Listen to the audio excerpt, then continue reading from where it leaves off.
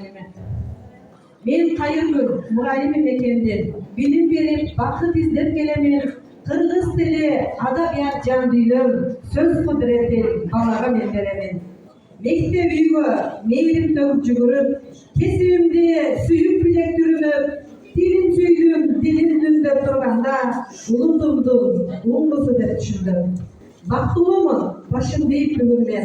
Ийгиликти ийне менен каздым мен, уул кыздарды уясына учуруп, ырыскымды тердим ушул мектепте. Мен сіздерге азыр окуучулардын ой жүгүртүүсүн ар тараптан өнүктүрүүдөгү методдор менен бөлүшкөнгө аракет кылам.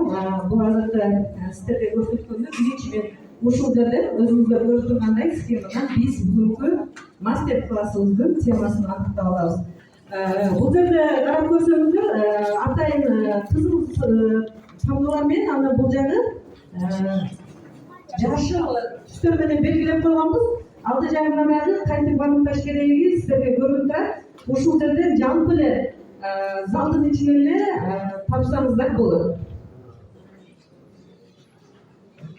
5 жана 2 кесилишинен 5 жана 2 кесилишинен кайсы тамга бар? 2 бул тамгасы өз. Ушундай кылып биздин келиңиздер чогуу темабыз аныкталат.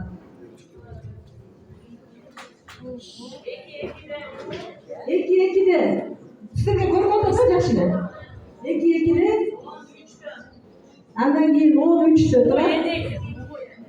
Andan keyin ikisi kayra эле 2-2, 12-2, 9-1, 3-1, 3-4.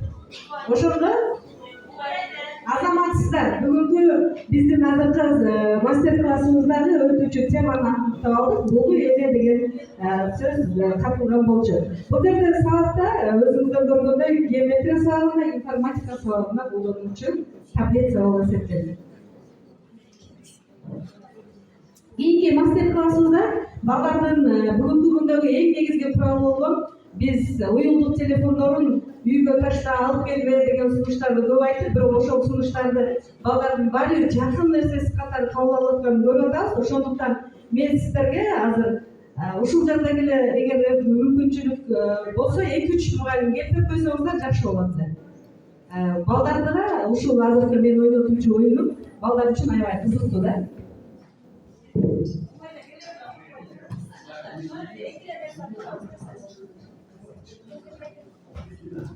Бул жердеги оюнубуз катапарат оюну деп аталат. Балдарды сабакка кызыктырууда биринчи мега чабуу оюнда ушул оюнду колдонобуз.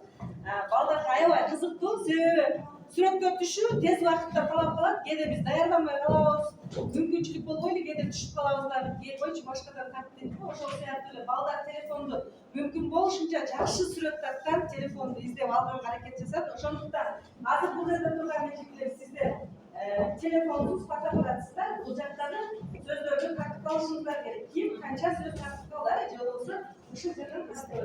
Бул жерде жазылган сөздөр бар, ушул сөздөрдү бул балдар тартып алыш керек. Анда эмесе карап аласыздар.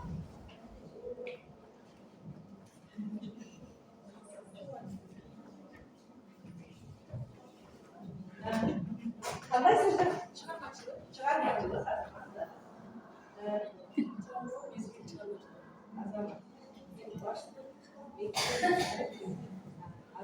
Бул оюн аябай эгер эметсеңиздер, мүмкүнчүлүк балдарга рахмат сиздерге. Сонун кызыктуу оюн, себеби балдар мүмкүн болушунча жакшы сөздөрдү эстеп калганга аракет жасайт.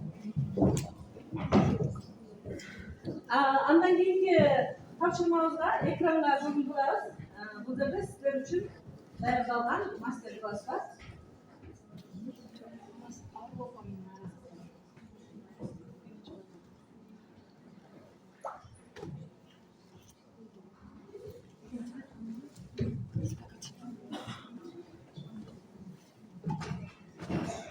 Бул атайын Арлопа деген программа аркылуу видеону жасап алабыз. Бул жерден сиздер үчүн аябай ыңгайлуу жаңы теманы түшүндүрүүдө балдарда мисалы кээ бир көрбөй жүргөн жаныбарларын ушуга багытта ушул программада көрсөтүп берсек болот. Бул жерге кирип туруп ушул жерден эле балдарга мисалы тандап алып туруп ал сүрөттөрдү балдарга көрсөтүп ушул экран аркылуу Andan keyin Esik ovalına getirip alsana telefonda. ушул эле сүрөттөрдү сүйлөтүп же болбосо кандайдыр бир кыймылдарга келтирсек болот да. Ушул программа менен иштөөдө балдарга аябай кызыктуу болот экен. Азыр бул жерде силерге экрандан көрсөтөм.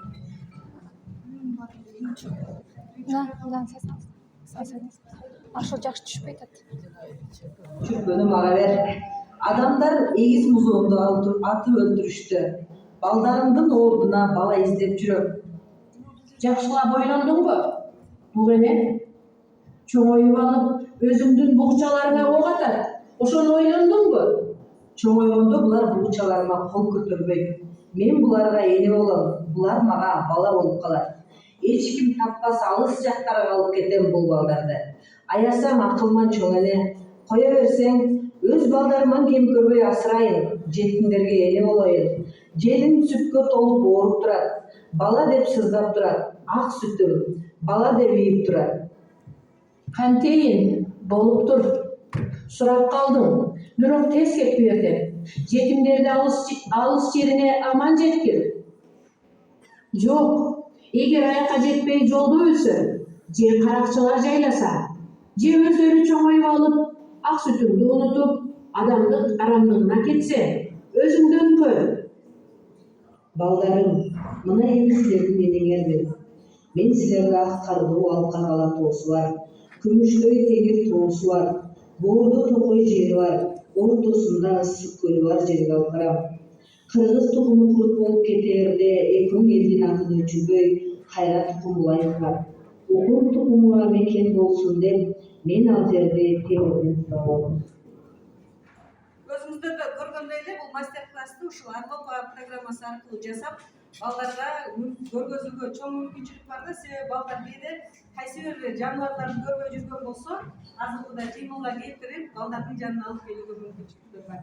Андан кийинки биздин көңүл бурчу нерсе балдардын эске тутуусун аныктоочу ЖРТде, PISA тесттерде бизде балдардын логикасын текшерүүчү көмүрлөр көп болгондуктан азыр силерге ушул тест бизге 2-3 мугалим келип койсоңуздар, же ушул жерден эле ордуңуздардан эле туруп жардам берип койсоңуздар болот. Ким жардам берет мага? Сары, фиолетовый, көк, кызыл, кара, сары, көк. Азаматсыз бул жердеги бул сөздөрдү түсү менен айтыш керек. Өзү кайсыл эме түс. Көк, жашыл, кызыл, көк, сары, кызыл, жашыл. Азаматсыз. Рахмат чоң. Аябай жакшы маалымат бере алдыңыз, айтып бере алдыңыз. Андан кийинки биз бышыктоо сабагында ушул топту колдонсок аябай жакшы болот. Өзүңүздөр көргөндөй эле мен ушул бүгүн чыгармасына түзүп койдум. Ушул жерде дагы бизге мага жардам керек болот. Жалпы жардам. Же ушул жерден эле сахнадан эле сиздер жооп бере берсеңиздер болот. Тезирээк айтпасаңыздар бакабыз сууга чөгүп кетет да, ошон үчүн жоопту бере берсеңиздер бул жактан кетире берейин. Асы БСС деп коесуздар, Окулбай атат. Бул эне жамандагы башкы кармандардын аты.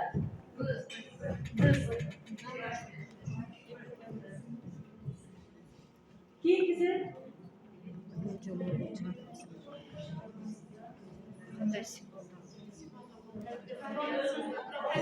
бул эне жамандагы чыгармасында кандай символ? Табиат. Биз убакытты туура эмес колдонсок, ушинтип бакабыз сууга чөгүп кетет. Андан кийинки бул эне жамандагы чыгармасында негизги каарман ким? Балдар. Чыңгыз Айтматов бул эне жолдобу. Чыңгыз Айтматовдун бул эне чыгармасы кайсы теманы камтыйт? Табиат жана экология. Убакыт туура эмес болуп, бакабыз чөгүп кетти. Бул эне жолдобу чыгармасы кайсы жылдары жазылган?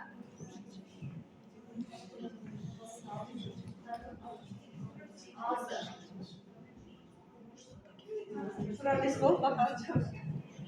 Чыңгыз Айтматовдун чыгармасы кайсы улуттун маданиятын чагылдырат? Кайсы элдин улуттук максатында баса алат? Бул эле балдардын кайсы жерге алып барат? Сайга. Ысык-көл. Бул эне жумоо чыгармасында кандай негизги идея бар?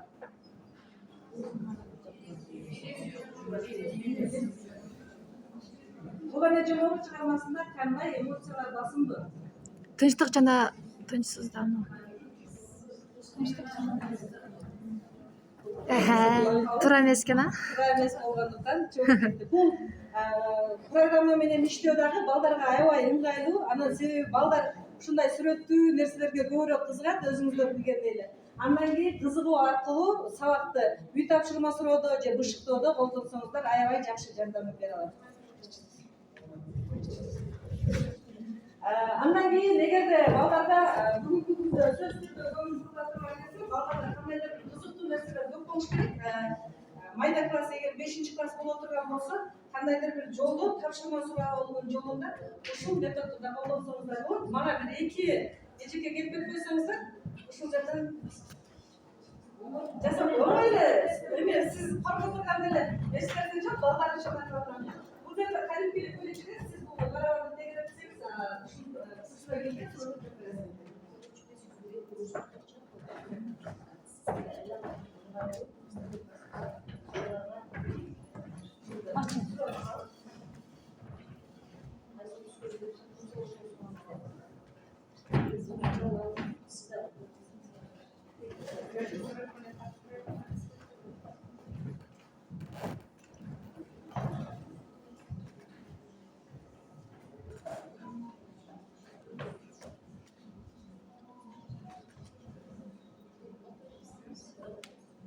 Эне образ аркылуу жазуучу эмнени берейин деген. Табият адам басында Рахмат эжеким. Бул эне кандай уламыштын негизинде керек деген.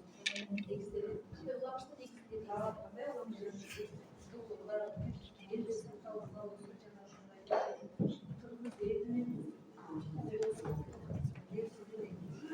Азаматсыздар, рахмат жок. Бунун ичинде бизде 6 суроо, 8 кутуча бар, бирок 6-ны ошол сабактан суроо берип, экөөнү кадимкидей эле бирөөсүндө белек, бирөөсүндө болсо ошол окуучуларга ыңгайлуу болуш үчүн өнөрүн болсо өргө чап. Себеби балдарга сөз өнөрүн көрсөтүп ызмат бергенге аябай ынтышат. Ошон үчүн ушундай суроолорду коюп беребиз. Барыңыздарга көңүл бөлүп бергениңиздер үчүн чоң рахмат. Мен айтайын деп